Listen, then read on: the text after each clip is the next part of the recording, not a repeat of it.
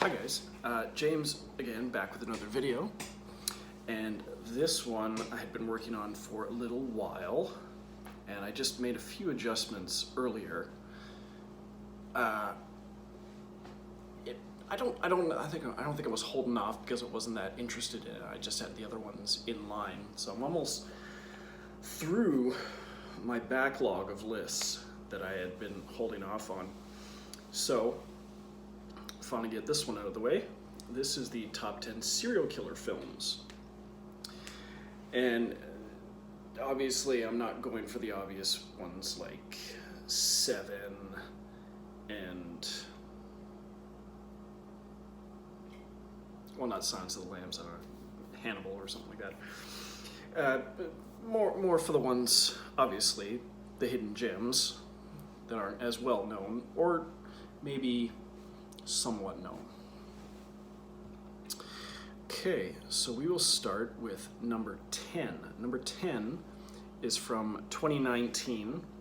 It is a Korean film. You know how I'm a big fan of Korean films. It is called The Gangster, the Cop, the Devil. And I didn't know this until I just read it now, because I have seen the movie, but apparently it's based on a true story. It involves, obviously a gangster, a cop, and a very bad person. It involves a gangster, there's a serial killer, and he has a close run-in and injures a gangster. And so the gangster wants revenge on him, and there's the cop who's pursuing the serial killer.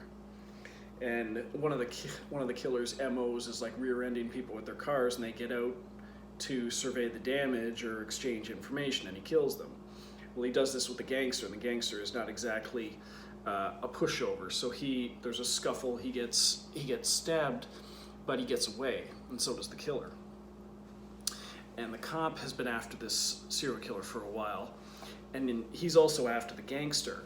So they decide to come to a tenuous agreement to join forces to go after this infamous serial killer.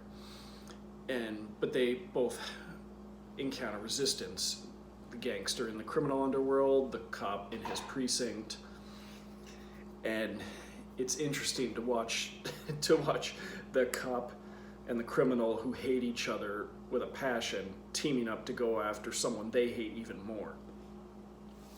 So this one was a good one, and I don't believe it starred any Korean actors that I recognized, even with their names, no.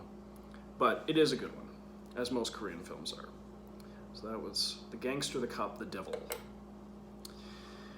Number 9, we have a film from 2012, another Korean film. Apparently there was a Japanese remake a few years ago, but I had only heard of this one. This is called Confession of Murder. And it involves a cop who had been after, another cop who had been after a serial killer, and who had almost died in pursuit of him. And then he disappears for years. But he disappears for enough years that the statute of limitations runs out.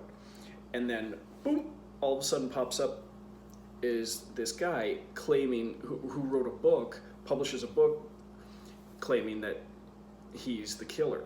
And the book is titled I Am the Murderer, I believe. And so the cop is investigating him. And, okay, for this one, spoiler alert.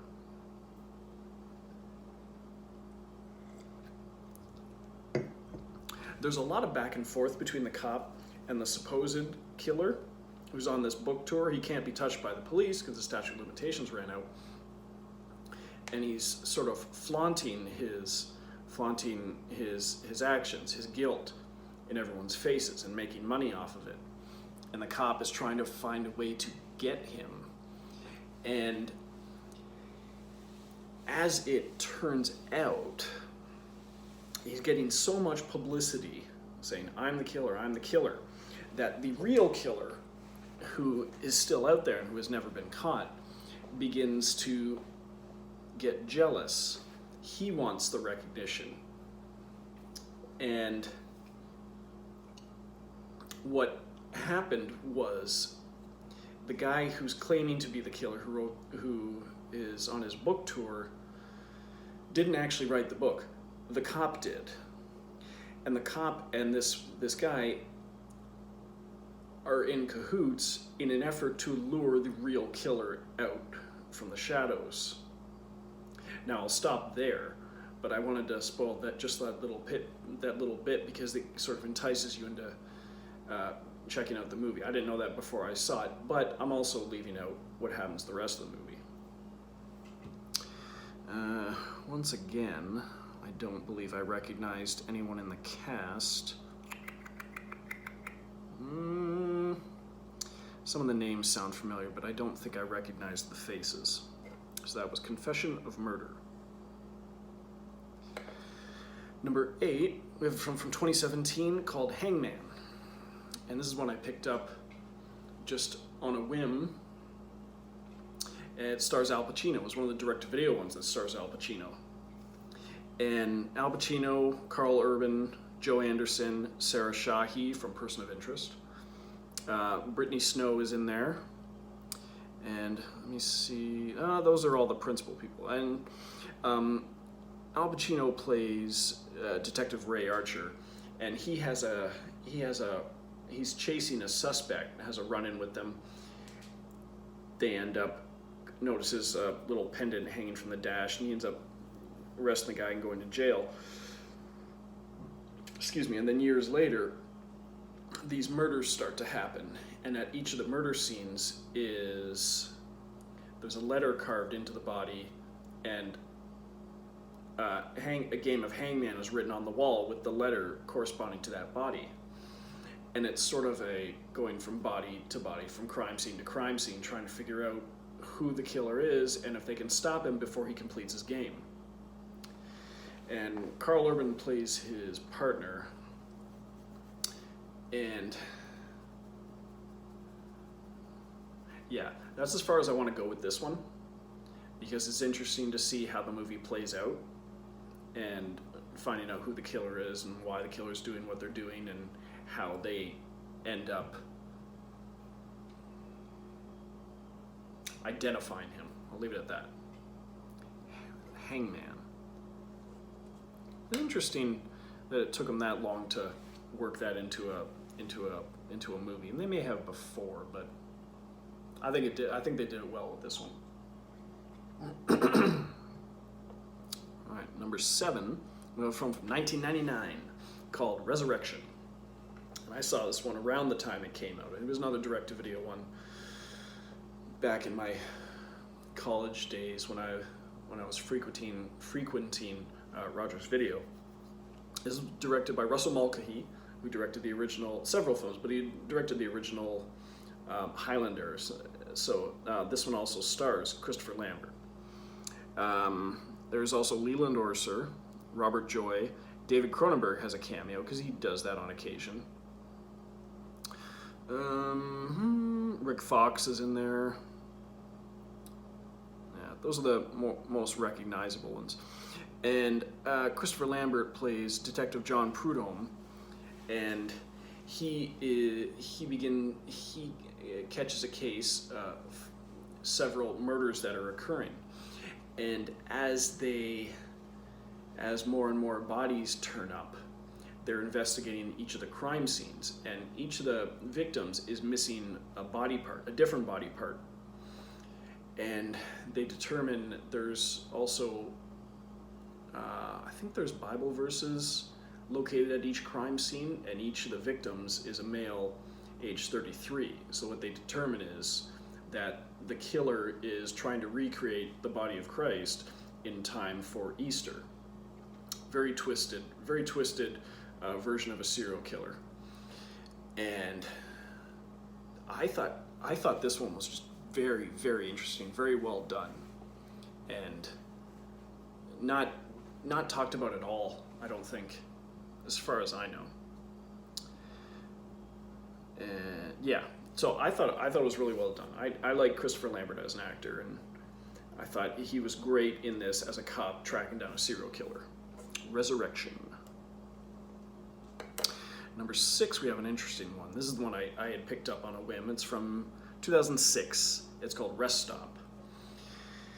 And it stars Jamie Alexander, Lady Sif from Thor movies, and Blind Spot.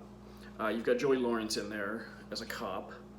Deanna Russo and Jamie Alexander and Joey Lawrence are the two most recognizable faces in the cast. This isn't a large cast. And it's basically a girl and her boyfriend are on a road trip, and they end up stopping at a rest stop, and they get chased and attacked by this mysterious truck driver, this mysterious guy in a yellow pickup truck. And he ends up abducting her boyfriend and terrorizing her. But there's something odd about this killer and with the people she meets up with. Like they'll be there one minute and then gone the next. There's a mysterious RV with this crazy redneck family, and there's something, I'll say, otherworldly about this killer in the truck. And the movie's very mysterious and ambiguous. It's a little more fleshed out if you see the sequel called Rest Stop, Don't Look Back. So I won't get too into it, because if you're curious about this one, it was a very well done indie horror movie, and low budget, but it looks like they had good production value. And it was released by Warner's under this raw feed banner, and written and directed by John Shaban, who he had done some work on the X-Files. I think that was what it was, a selling point on this movie. And yeah, the killer in the truck, and you hardly ever see much of him because he's very much in the shadows, but he's great as a specter kind of thing. So that is Rest Stop. Number 5, we have a film from 2006, directed by Tom Tykwer, the guy who did Run Lola Run, and co-directed with the Wachowskis, Cloud Atlas. And this is called Perfume, the Story of a Murderer. And this has a good cast too. We've got Ben Whishaw as the main character. You have Dustin Hoffman, Alan Rickman, Rachel Hurd-Wood, John Hurt. John Hurt is the narrator, and it's pretty much you've got Jean-Baptiste Grenouille is Ben Whishaw, and he is someone who was born with a sort of like an enhanced sense of smell, and he sort of creates this fantastic perfume, but he's on a quest for the ultimate scent, and what he discovers is he somehow determines that he can get this scent or this oil from bodies. So he's kidnapping and murdering all these beautiful women, trying to collect this perfect scent. It's a beautiful looking movie, albeit a twisted concept, but it's very well done. And I believe Dustin Hoffman plays like his employer or his mentor. And yeah, it's a very artistic piece, very artistic looking movie. And yeah, Ben Whishaw, who's a fantastic actor anyway, great voice. But yeah, it's a strange movie, but strangely beautiful. So that's Perfume, the Story of a Murderer.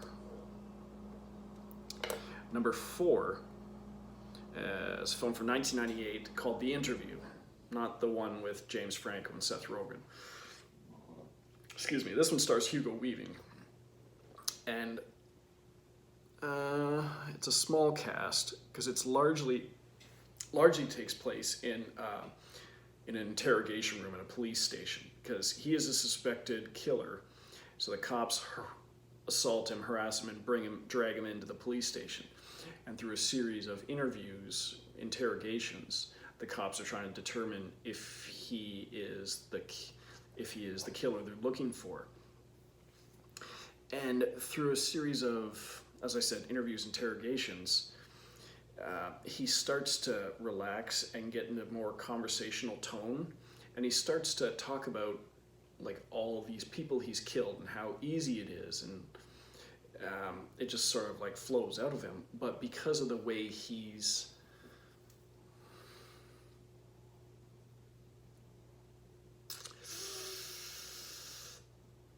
okay, no, I'm going to stop there. I'm not going to go for a spoiler alert on this one.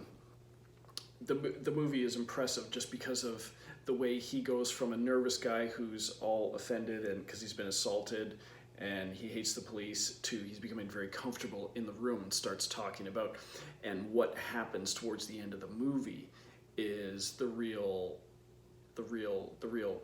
thing that grabs you, because you're like, oh my God, he's starting to confess to all these things, and they're gonna get him.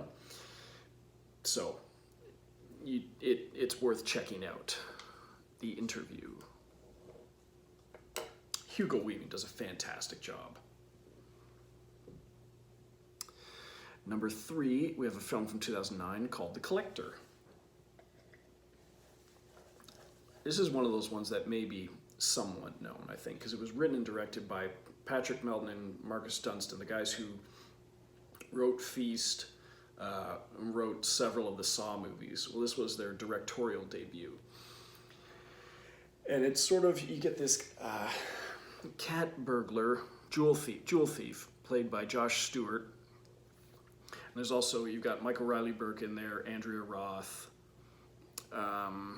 Robert Wisdom, and Josh Stewart plays a thief, and he has sort of a girlfriend, and he has a daughter with her, and he doesn't get to spend much time with them, but he wants to buy gifts for his little kid, and he also needs to give his girlfriend money to support them.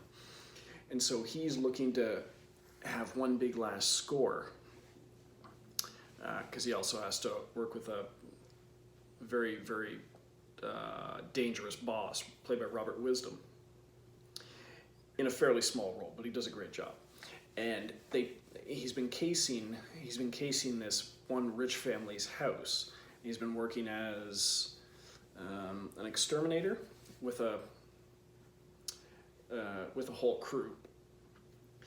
And so he's going to go back there later that night and steal some valuable jewelry from their safe and pay off, fence it with his boss and get the money and give it to his girlfriend, and then they'll be set for life, I suppose. What happens though is, while he's gone, this guy, the collector, has gone into the house and has kidnapped the family, tied them up, and has riddled the whole place with these lethal traps. And apparently because the movie opens with a pretty terrifying scene, apparently he targets a place, kills everyone there except one person, takes them, puts them in a trunk, and places them at the next scene as sort of a calling card before he shows up. And a la the collector. But he also murders a bunch of people.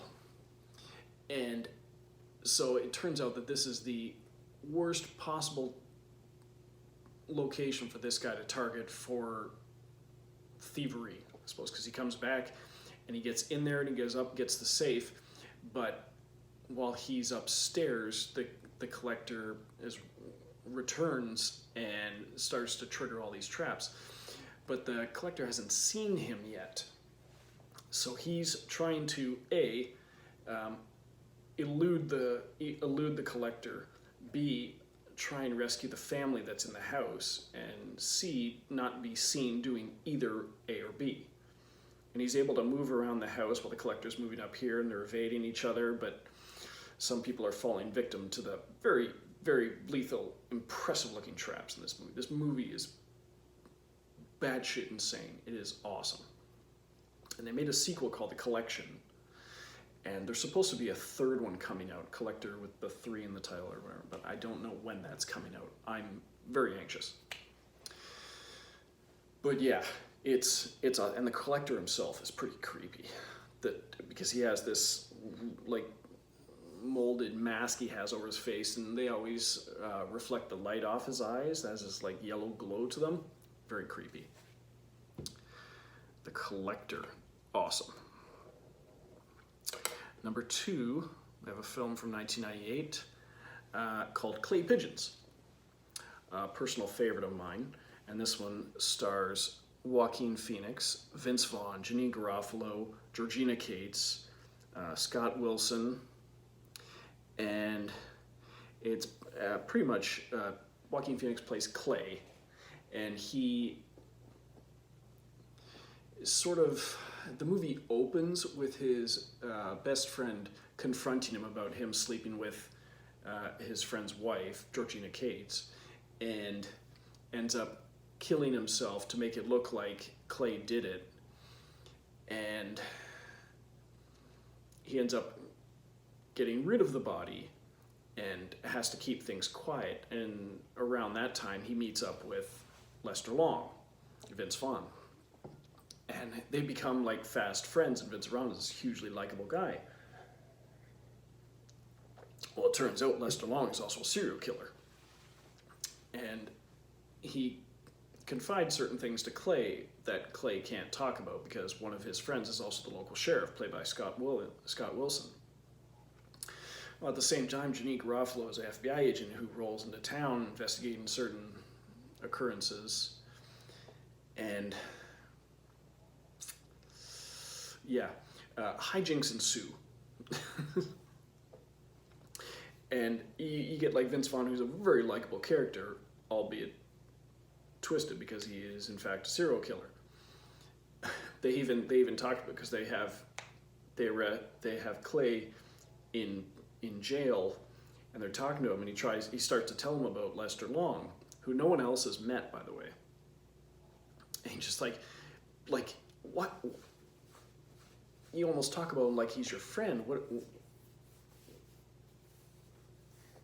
It's sort of like, just like how can you be so calm, and like, how is he so likable? And he's just like, wait till you meet him, and someone does, and it was one of the ones that I mentioned in my directorial debut films, and I only mention it again because that was more about the director, not about the film. Well, a little bit about the film, but it was directorial debut of David Dobkin, who went on to do like Wedding Crashers and Fred Claus and The Judge and stuff. So this will be one of the rare times I repeat myself. Yeah, so that was Clay Pigeons. And number 1, another 90s movie, 1997. This is called Switchback. And this one stars Dennis Quaid, Danny Glover, Jared Leto, early Jared Leto film, R. Lee Ermey, William Fichtner, Ted Levine, Walt Goggins. Like, it's got a great cast. And Dennis Quaid plays FBI agent Franklin Cross, and he has been tracking this serial killer for years. And the last time he got close to him, he had him cornered. Like, he's never even seen him, but he had him cornered, and he had to stop pursuing him because the killer took his son, kidnapped his son, and he hasn't seen him since. And so he's after him again. And you've got kind of parallel stories going on, because you've got Dennis Quaid meeting up with R. Lee Ermey and William Fichtner in this small town. as he's tracking the killer. And at the same time, you've got Jared Leto, who's a hitchhiker, gets picked up by Danny Glover, who's this like worldly